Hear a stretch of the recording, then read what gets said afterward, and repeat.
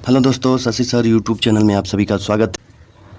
आज हम लोग हिंदी प्रैक्टिस सेट 12 हल करेंगे। Practice set 12। आज का पहला सवाल आप लोगों की स्क्रीन पर, निम्नलिखित में तद्भव शब्द है। तद्भव शब्द आप लोगों को बताना है। पहला है अचरज, बी है अंधकार, सी है अंगरक्षक और डी है आशा।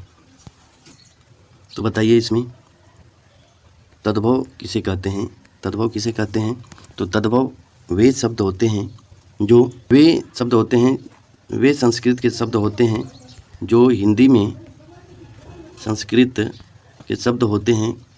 में आते समय इनमें कुछ परिवर्तन कर दिया जाता है तो उन्हें तद्भव कहा जाता है। और संस्कृत के जो शब्द हिंदी में ज्यों का त्यों ले लिए गए हैं उन्हें तत्सम कहा जाता है। तो तद्भव आपको बताना है। इसमें क्या बताना है? तद्भव बताना है इसमें।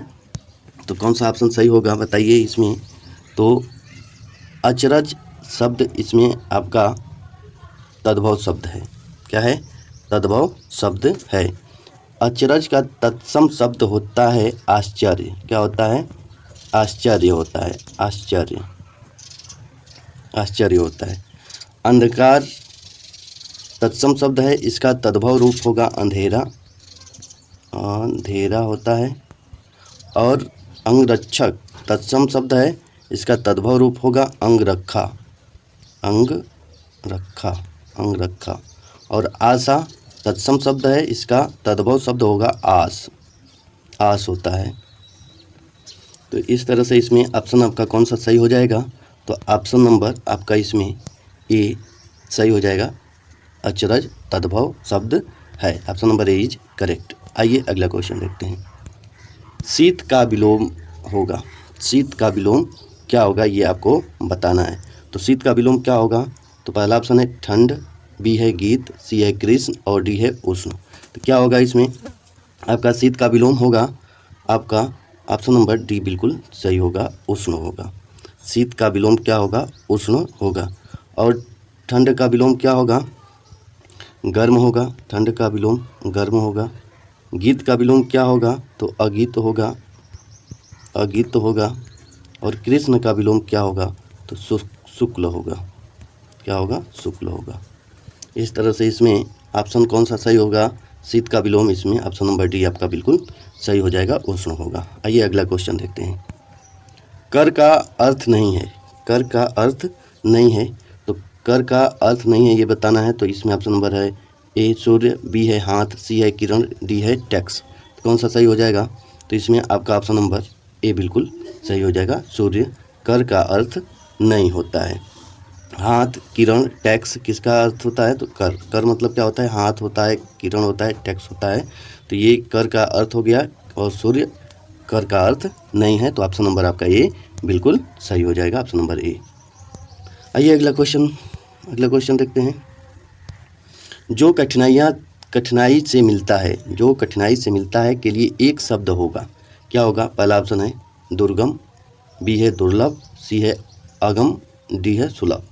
कौन सा ऑप्शन हो जाएगा बताइए इसमें। जो कठिनाई से मिलता है वाक्यांश के लिए एक शब्द क्या होगा? तो ऑप्शन नंबर बी आपका बिल्कुल सही हो जाएगा, दुर्लभ होता है। क्या होता है? दुर्लभ। Option number B is correct. आइए अगला क्वेश्चन देखते हैं। बीजक किसकी रचनाओं का संग्रह है? बीजक किसकी रचनाओं का संग्रह है इसमें आपको बताना है। तो बताइए इसमें।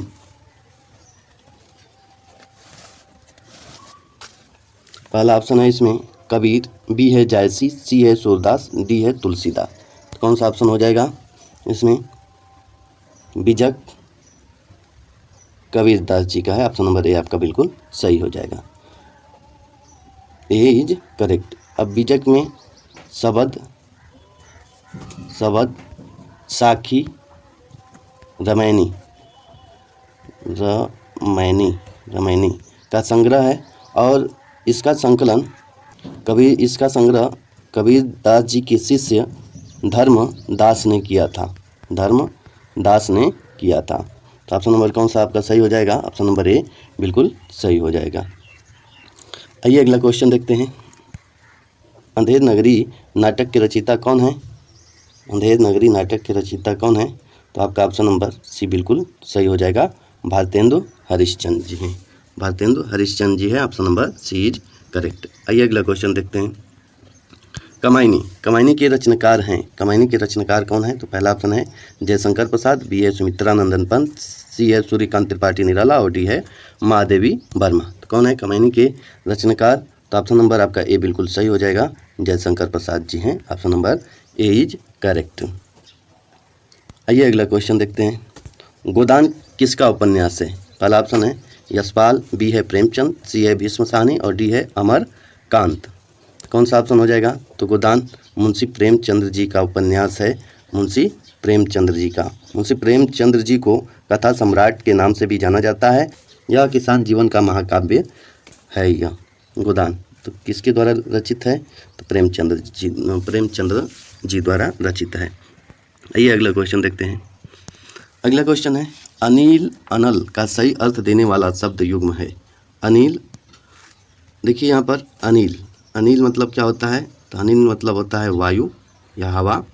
अनल मतलब होता है आग या अग्नि, आग या अग्नि। कौन सा ऑप्शन सही हो जाएगा?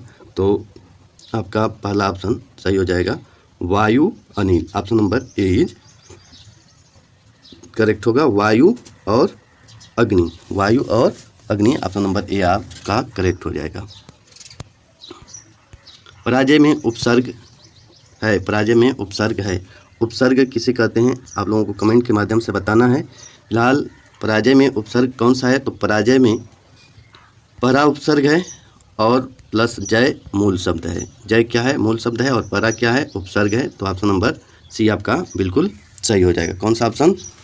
तो option number C is correct. C आपका आंसर सही हो जाएगा। आइए अगला क्वेश्चन देखते हैं। लिखावट में प्रत्यय है। तो पहला ऑप्शन है अट, बी है वट, सी है अवट और डी है आवट। तो कौन सा प्रत्यय हो जाएगा लिखावट में? तो लिखावट में लिख धातु है, लिख धातु है और प्लस आवट, आवट प्रत्यय है। यह कृत प्रत्यय का उदाहरण है, यह कृत प्रत्यय का उदाहरण है। और कृत प्रत्यय किसे कहते हैं? तो वे प्रत्यय जो धातु या क्रिया में जोड़े जाते हैं, वे प्रत्यय जो धातु या क्रिया के अंत में जोड़े जाते हैं उसे कृत प्रत्यय कहते हैं। और कृत प्रत्यय से बने शब्द क्या कहलाते हैं? तो कृदंत कहलाते हैं। क्या कहलाते हैं? कृदंत कहलाते हैं। एक इसमें प्रत्यय होता है तद्धित प्रत्यय। तो तद्धित प्रत्यय किसे कहते हैं? तो संज्ञा, संज्ञा सर्वनाम विशेषण के अंत में जुड़े होते हैं उन्हें तद्धित प्रत्यय कहते हैं। तद्धित प्रत्यय संज्ञा सर्वनाम विशेषण के अंत में जुड़ते हैं उन्हें तद्धित प्रत्यय कहते हैं। और जो धातु और क्रिया के अंत में जुड़ते हैं उसे कृत प्रत्यय कहते हैं। और उन कृत प्रत्यय से बने शब्द जो होते हैं वो कृदंत कहलाते हैं। तो इसमें फिलहाल इसमें आंसर आपका क्या जाएगा? तो आंसर आपका आवट, ऑप्शन नंबर डी बिल्कुल सही हो जाएगा। आइए अगला क्वेश्चन देखते हैं। अगला क्वेश्चन महोत्सव का संधि विच्छेद होगा। महोत्सव, महोत्सव, महोत्सव का संधि विच्छेद है, क्या है? तो पहला ऑप्शन है महोधन उत्सव, बी है महीधन उत्सव, सी है महीधन उत्सव, बी है महाधन उत्सव, डी है महाधन उत्सव। तो क्या हो जाएगा इसमें संधि विच्छेद में? इसका संधि विच्छेद करें तो क्या होगा? तो इसमें आएगा आपका महाधन उत्सव, महाधन उत्सव ये होगा। यहाँ पर क्या है? आ प्लस ओ मिलकर क्या बन रहा है? ओ बन रहा है। तो ये कौन सा संधि हो जाएगा? तो गुण स्वर संधि हो जाएगा। गुण स्वर संधि में क्या होता है? अ या आ के बाद ई, छोटी ई बड़ी ई आए तो ए हो जाता है, ओ आए तो ओ हो जाता है और री आए री तो अर हो जाता है। तो ये किस में होता है? तो ये किस में होता है? तो गुण स्वर संधि में होता है, गुण स्वर संधि में। तो ऑप्शन नंबर कौन सा आपका सही हो जाएगा बताइए इसमें? तो महाधन उत्सव, ऑप्शन नंबर बी आपका बिल्कुल सही हो जाएगा। महाधन उत्सव महोत्सव होगा, गुण स्वर संधि का एग्जाम्पल है। तो ये अगला क्वेश्चन देखते हैं। मैंने घर जाना था, मैंने घर जाना था वाक्य में अशुद्ध अंश है। पहला है मैंने, बी है घर, सी है जाना, डी है था। तो क्या हो जाएगा इसमें? मैंने नहीं रहेगा, इसमें क्या होगा? मुझे घर जाना था, मुझे घर जाना था। तो कौन सा अशुद्ध है? तो मुझे, यानी इसमें मैंने अशुद्ध है, इसके स्थान पर क्या रहेगा? मुझे घर जाना है। तो ऑप्शन नंबर आपका कौन सा सही हो जाएगा? तो ऑप्शन नंबर मैंने अशुद्ध हो जाएगा। ये अगला क्वेश्चन देखते हैं। इसमें सर्वनाम संबंधित अशुद्धियाँ हैं इसमें। ये अगला क्वेश्चन देखते हैं। अगला क्वेश्चन है आपका, देशभक्ति में समास है। देशभक्ति में कौन सा समास है ये आपको बताना है। देशभक्ति में समास है, पहला ऑप्शन है द्वंद्व, बी है द्विगु, सी है तत्पुरुष और डी है अव्ययी भाव समास। तो कौन सा हो जाएगा इसमें? तो आपका ऑप्शन नंबर सी बिल्कुल सही हो जाएगा, तत्पुरुष समास। देशभक्ति में कौन सा समास है? तो तत्पुरुष समास। इसका समास विग्रह करें तो समास विग्रह होगा देश के लिए भक्ति, देश के लिए भक्ति। तो ये कौन किस में जाएगा? तत्पुरुष समास में जाएगा। तत्पुरुष समास किसे कहते हैं? तो जिस समास में उत्तर पद प्रधान होता है तथा दोनों पदों के मध्य कारक चिन्ह का लोप होता है, उसे तत्पुरुष समास कहते हैं। तो ऑप्शन नंबर फिलहाल आपका कौन सा हो जाएगा? तो ऑप्शन नंबर सी आपका बिल्कुल सही हो जाएगा। आइए अगला क्वेश्चन देखते हैं। अगला क्वेश्चन है, पुस्तक पढ़ी जाती है में कौन सा वाच्य है? पुस्तक पढ़ी जाती है में कौन सा वाच्य है ये आपको बताना है। तो पहला है इसमें कर्तृवाच्य, बी है कर्मवाच्य, सी है भाववाच्य और डी है क्रियावाच्य। तो कौन सा ऑप्शन हो जाएगा आपका सही? तो ऑप्शन नंबर आपका बी बिल्कुल सही हो जाएगा, कर्मवाच्य है। इसमें वाक्य में कौन सा है? तो कर्मवाच्य है। कर्मवाच्य किसे कहते हैं? तो क्रिया की उस रूपांतरण को कर्मवाच्य कहते हैं जिससे वाक्य में कर्म की प्रधानता का बोध होता है। जैसे पुस्तक पढ़ी जाती है, वाक्य में कर्म क्या है? पुस्तक है। कर्म क्या है? पुस्तक है। और पुस्तक की प्रधानता है, पुस्तक के अनुसार ही लिंग वचन पुरुष कर्म के अनुसार ही परिवर्तन हो रहे हैं, यानी पुस्तक के अनुसार ही परिवर्तन हो रहे हैं। इसलिए इसमें क्या होगा? कर्मवाच्य होगा। Option number B is correct. आइए अगला क्वेश्चन देखते हैं। अगला क्वेश्चन है, निम्नलिखित में से अव्यय है। अव्यय आपको बताना है कि निम्नलिखित में अव्यय कौन सा है। तो पहला ऑप्शन है प्राचीन, बी है मोटा, सी है गरीब और डी है और। तो कौन सा हो जाएगा इसमें? बताइएगा। तो इसमें आपका अव्यय और हो जाएगा, ऑप्शन नंबर डी सही हो जाएगा। कौन सा ये अव्यय है? तो समुच्चय बोधक अव्यय है। कौन सा? तो समुच्चय बोधक अव्यय है। समुच्चय बोधक अव्यय का एग्जाम्पल है। और इसमें प्राचीन, मोटा, गरीब ये सब क्या हैं? तो ये विशेषण है। क्या हैं? विशेषण है, विशेषण। तो आपका ऑप्शन नंबर कौन सा सही हो जाएगा? तो ऑप्शन डी बिल्कुल आपका सही हो जाएगा। अव्यय कौन है? तो और। आइए अगला क्वेश्चन देखने से पहले आप लोग कमेंट के माध्यम से अव्यय किसे कहते हैं ये बताना है। अव्यय किसे कहते हैं ये आप लोगों को बताना है। तो कमेंट के माध्यम से अव्यय का परिभाषा बताइए कि अव्यय होता है क्या, किसे कहते हैं अव्यय। तो आइए अगला क्वेश्चन देखते हैं। हिंदी में पूर्ण विराम का चिन्ह है। पहला ऑप्शन ये दिया है, बी है, सी है और डी है। तो कौन सा हो जाएगा इसमें? तो पूर्ण विराम का चिन्ह ऑप्शन नंबर आपका सी सही हो जाएगा। Option number C. ये ऑप्शन नंबर ए जो है वो विस्मय आदि बोधक का चिन्ह है। ये अल्प विराम का है, ये वाला अल्प विराम है, अल्प विराम का चिन्ह है। और ये प्रश्नवाचक चिन्ह का, प्रश्नवाचक का चिन्ह है। तो इस प्रकार से पूर्ण विराम का क्या होगा? तो ऑप्शन नंबर सी आपका बिल्कुल सही हो जाएगा। आइए अगला क्वेश्चन देखते हैं। अगला क्वेश्चन है, दूध का धुला होना मुहावरे का अर्थ है। तो पहला ऑप्शन है निर्दोष होना, बी है दोषी होना, सी है पाप करना, डी है चोरी करना। तो कौन सा हो जाएगा? दूध का धुला होना। तो ऑप्शन नंबर ए आपका बिल्कुल सही हो जाएगा, निर्दोष होना। Option number A is correct. आइए अगला क्वेश्चन देखते हैं। अगला क्वेश्चन है आपका, जिसकी लाठी उसकी भैंस लोकोक्ति का सही अर्थ है। तो पहला ऑप्शन है शक्तिशाली आदमी मूर्ख होता है, बी है शक्ति संपन्न आदमी अपना काम बना लेता है और सी है बुद्धि संपन्न आदमी अपना काम बना लेता है और डी इसमें ऑप्शन देखें तो डी है बुद्धि संपन्न आदमी चालाक होता है। तो कौन सा ऑप्शन सही हो जाएगा आपका? बताइए इसमें कौन सा ऑप्शन सही होगा? तो इसमें ऑप्शन नंबर आपका कौन सा सही होगा? तो option number B is correct होगा। शक्ति संपन्न आदमी अपना काम बना लेता है, तो option number B is correct. आप लोगों को क्वेश्चन है कि मुहावरे व लोकोक्ति में क्या अंतर है, ये आप लोगों को बताना है। मुहावरे व लोकोक्ति में क्या अंतर है, ये कमेंट के माध्यम से बताइएगा। इसमें क्या अंतर है ये आप लोग बताइएगा। और मुहावरा एक बताइएगा कि थाली का बैगन मुहावरे का अर्थ क्या है? थाली का बैगन मुहावरे का अर्थ क्या होगा, आप लोग ज़रूर बताइएगा। आइए आगे बढ़ते हैं, इसी के साथ आगे बढ़ते हैं। वीर रस का स्थायी भाव क्या है? वीर रस का स्थायी भाव क्या है? तो पहला ऑप्शन है क्रोध, बी है भय, सी है विस्मय और डी है उत्साह। तो वीर रस का स्थायी भाव क्या होता है? तो ऑप्शन नंबर आपका डी बिल्कुल सही होगा, उत्साह होता है। वीर रस का क्या होता है? उत्साह होता है अस्थायी भाव। तो option number D is correct. दोहा के प्रथम चरण में कितनी मात्राएं होती हैं, आपको ये बताना है। दोहा किसे कहते हैं? तो दोहा अर्धसम मात्रिक छंद है।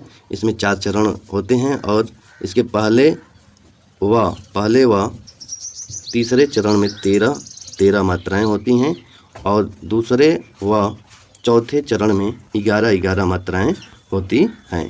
तो इसमें प्रथम चरण में कितना होता है? तो प्रथम चरण में 13 मात्राएं होती हैं। तो ऑप्शन नंबर आपका सी बिल्कुल सही हो जाएगा। आइए अगला क्वेश्चन देखते हैं।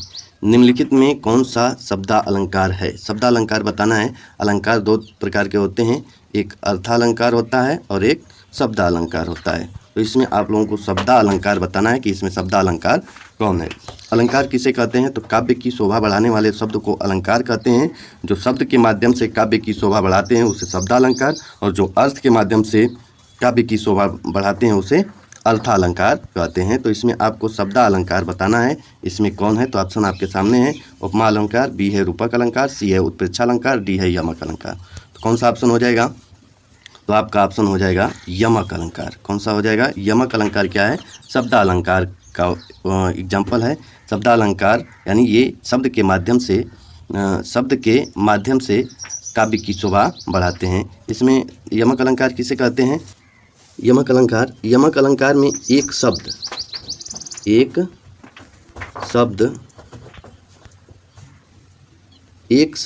एक से अधिक बार आता है और उसका अर्थ अलग अलग होता है, किंतु उसका अर्थ प्रत्येक बार क्या होता है? अलग अलग होता है, उसे यमक अलंकार कहते हैं। जैसे एक एग्जांपल ले लें तो एग्जांपल होता है काली घटा का घमंड घटा। तो इसमें क्या हो जाएगा? काली घटा आ गया, यहाँ पर भी घटा आ गया। तो इसमें क्या है? घटा 2 बार प्रयुक्त हुआ है और दोनों बार ही अर्थ अलग अलग है। प्रथम घटा का अर्थ क्या है? तो बादल से मतलब है, और दूसरी घटा का क्या मतलब है? तो कम होना। इसका अर्थ क्या हो गया? कम होना, और घटा मतलब बादल। तो इस प्रकार से यमक अलंकार इसमें आंसर हो जाएगा। शब्दा अलंकार का एग्जाम्पल कौन है? यमक अलंकार। उपमा, रूपक, उत्प्रेक्षा ये क्या हैं? अर्था अलंकार के भेद हैं, और यमक शब्दा अलंकार के भेद होता है। तो आइए अगला क्वेश्चन देखते हैं। निम्नलिखित में से तालव्य ध्वनि कौन है? तालव्य ध्वनि आपको बताना है, इसमें कौन है? तो तालव्य ध्वनि तो इसमें ऑप्शन नंबर है ट, फिर प, सी है स और डी है क। तो कौन सा हो जाएगा? तो तालव्य ध्वनि कौन सा हो जाएगा? तो स इसमें आपका आ जाएगा तालव्य ध्वनि। स क्या है? तालव्य ध्वनि है। ट क्या है? ट, तो ट मूर्धन्य है। क्या है? मूर्धन्य। प क्या है? ओष्ठ है, ओष्ठ। और क क्या है? कंठ है। क क्या है? कंठ है, कंठ। और स क्या है? तालव्य है। तो इसमें तालव्य पूछा है, तो इसमें ऑप्शन नंबर आपका सी बिल्कुल सही हो जाएगा। आइए अगला क्वेश्चन देखते हैं। अगला क्वेश्चन है, निम्न में से कौन सा वर्ण अघोष है? अघोष कौन सा है? तो पहला ऑप्शन है क, बी है ग, सी है ख ज और डी है ज। तो इसमें कौन सा हो जाएगा? तो अब अघोष किसे कहते हैं और सघोष किसे कहते हैं, ये आप लोगों को मालूम होना चाहिए।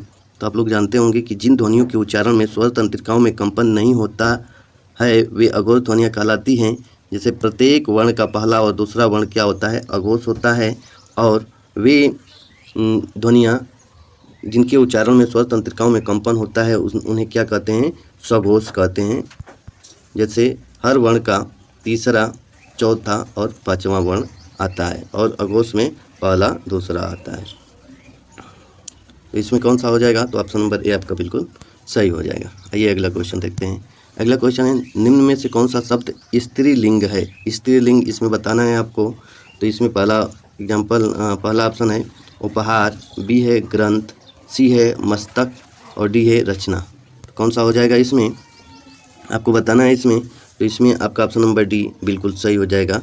रचना शब्द स्त्रीलिंग है, option number D is correct. आइए अगला क्वेश्चन देखते हैं। निम्न में कौन सा शब्द पुल्लिंग है, पुल्लिंग बताना है इसमें।